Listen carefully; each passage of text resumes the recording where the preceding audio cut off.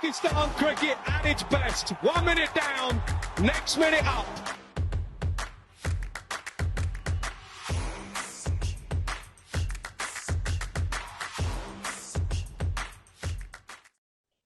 Thanks very much, everybody, for joining me once again. Saj Sadiq here, bringing you another exclusive interview for PakPassion. Delighted to be joined by a former Pakistan Test cricketer and the nephew of a cricketing legend. 26 Test matches, 18 ODIs. He made 2 international hundreds and 8 international 50s.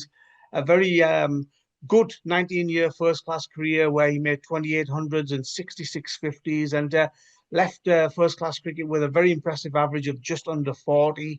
Since retiring from playing, he's held various roles for the Pakistan Cricket Board. He's worked in the PSL also. Delighted to be joined by Faisal Iqbal. Faisal bhai, hope you're well. Assalamualaikum Saj bhai, to you and to all the PakPassion viewers.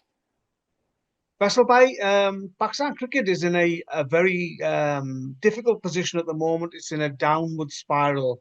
What's going wrong? I think quite a lot of things are going around wrong. Not from now. I think it's been a while now. You know, every time when we lose a series or a ICC event or something, they say we're going down, we're going down, we're going down. I don't think so. We are not finding enough space or something that how down we want to go. But every time it's just you change captains, you change a selection committee, you change some players. You know, you just do the cosmetical surgeries, and end of the day, it just came out to be the same. The strategy, actually, the point is the players are still there. The strategy is the same thing. Once they are in the playing 11 in the field, you change coaches. We saw the same thing. You change captains. We saw the same things.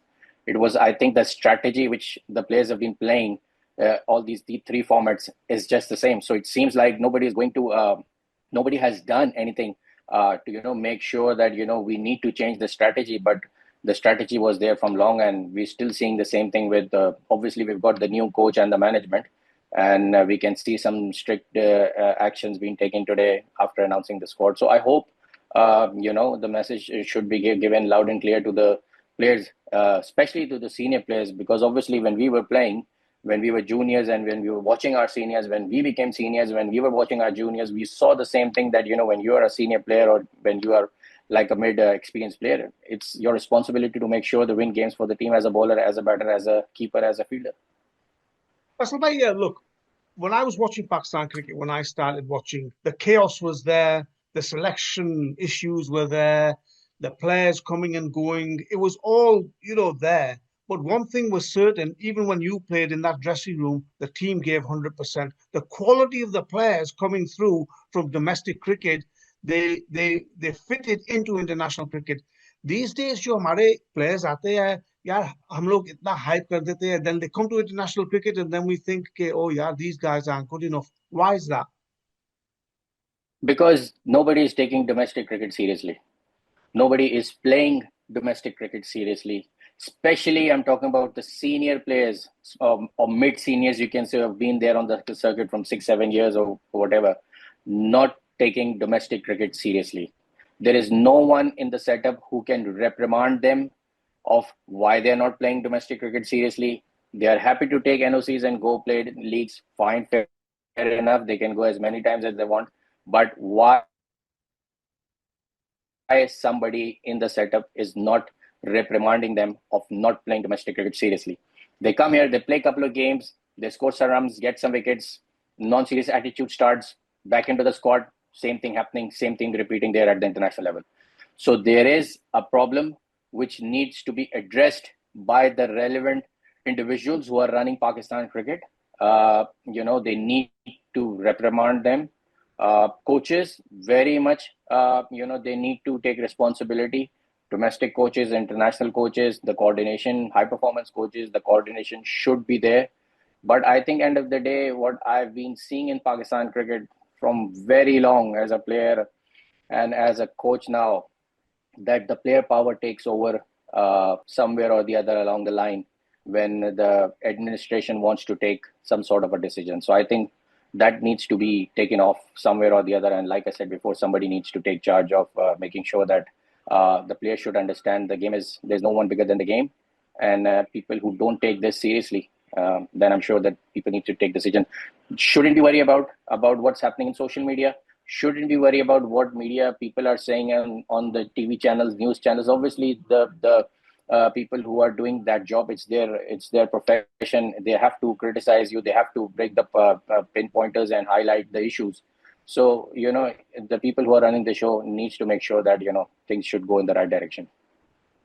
We're talking about strike rotation. Your uncle, the great Javed Miandad, was the master of taking singles and frustrating the opposition fielders.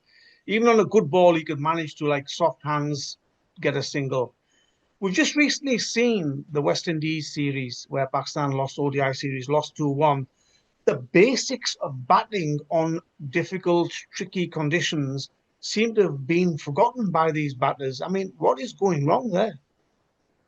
I think that's a very good question you highlighted, and I was being wondering to talk about it some time a while ago. That all started with a mockery. You'll be surprised when we were watching and listening. I was listening to some of the senior players, who I played with, being captain or running the show. They were mocking about taking singles and doubles. They were sometimes there are people who mock about, this is single double is. You know how people talk about single and doubles, but they don't realize what loss we did after doing mockery of single and doubles. Where we are standing now, even today, when you talk about someone of taking single and double, first thing you see their face is a laugh. So it just clearly gives you an answer of what we are thinking, where we are standing, and what we are doing as a batter, as a player, as a captain, as a team captain.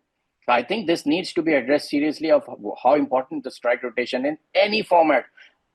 I've been there in T10, I've seen the rotation of strike there as well. How you plan an over and, who has to take charge and take strike and take rotation of this. So I think there's a huge loss of a mockery being done in our setup by some of our, so-called people who run the cricket show, as a coaches, as management, as former cricketers, as players who have recently been, retired or something. They didn't take it seriously. And I think the message which is being passed to the next generation of just do a mockery of taking single and doubles. Babar Azam and Mohammad Rizwan, they aren't the be-all and end-all in Pakistan cricket. Pakistan doesn't always win because of them. Pakistan doesn't always lose because of them. But there's a lot of focus on the way they are batting, the way they are playing as senior cricketers and their attitude. Obviously, we've seen the T20 squads for the Asia Cup and the Tri-Series where they've been dropped. And now even their ODI positions, some people are saying, are under threat. You work with them at Karachi Kings. Tell us a little bit about them and their attitude and why things are going wrong for them now. Yes, I did work with them as a player also. I've been, when I was playing domestic cricket with them, I was captain of the A side, Shine sides, and they played, Babar played under my captaincy there as well. So I knew him by seeing him, playing with him as a captain, and then I worked with him in Karachi Kings as a batting coach there for 3 years. With Rizwan as well. So I remember it very well that he was opening the innings at that time, and he was growing up to be an opener because the Mickey Arthur was the head coach, and obviously the plans was carrying on the same, which was carrying on in the Pakistan team in franchise as well. So I was looking at him, the way he was been playing, and I was discussing with him during the net sessions. There were some drills which I realized that it should add on to his batting skills, some of the shots which probably I see was missing early on in the power play. And I had a discussion with him, and I saw him trying it as well. But later on, when he got out, probably he didn't work it out later. I don't know what happened after that. But I think there were things he knew it at that time that is very much important for him to when you have to shift gears, especially in the power play overs and how you have to play it. But I think the mindset he had with him or whoever have given it to him, that carried on. And I'm sure that was at one time became one of the the drowning side of the Pakistan playing in the power play as well. And Rizwan at that time was not playing in top order. I'm talking about 2018, 19 and 20. He was playing in lower orders. So, the chat with him in during that time was more about how you can manage and score runs in that number. So I know he remembered there were some, short skills I've learned from the great Javed Miandad, who has been one of the mentor coach with all the players who have played under him during his era. And I discussed with him the same thing. And I still remember, when he successfully did Rizwan, he came up to me and he said to me that, coach, I remember that, and that had worked out for him. So obviously these are little minor, minute adjustments. You need to look at the pro players at that level.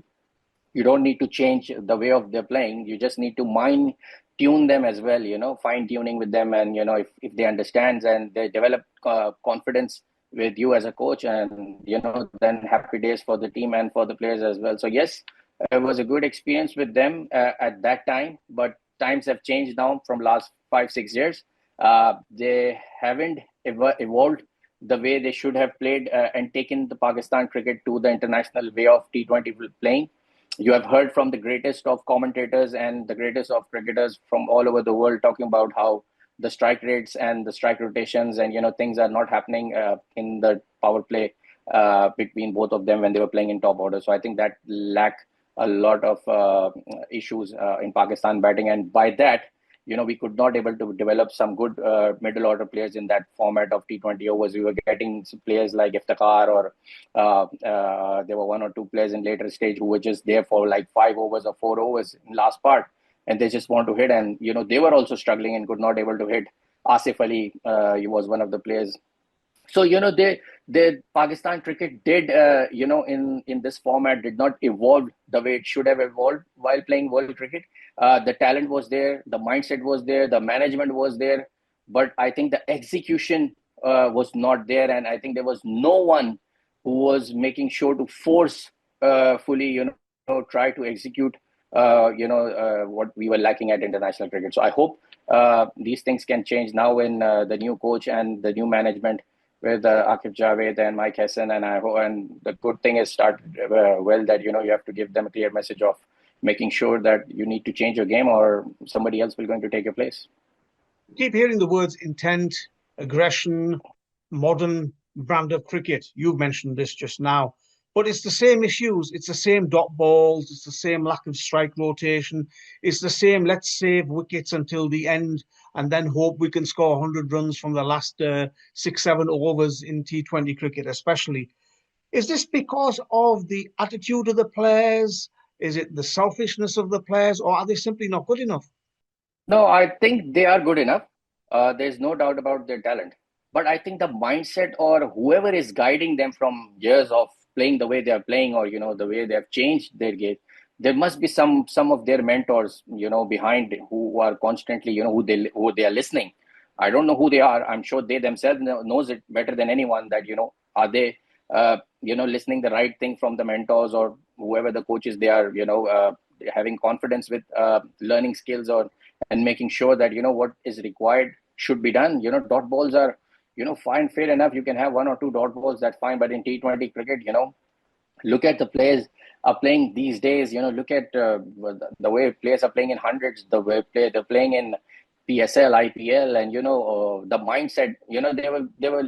There were some funny jokes I was watching after the PSL performances, that some of the players, they were doing really good in PSL, but once they're coming into the Pakistan team, they are not performing at that same level. So obviously we understand very clearly now that there's a huge difference of pressure when you're representing your country and when you're playing for your franchise cricket. I myself have played franchise cricket and been part with franchise cricket.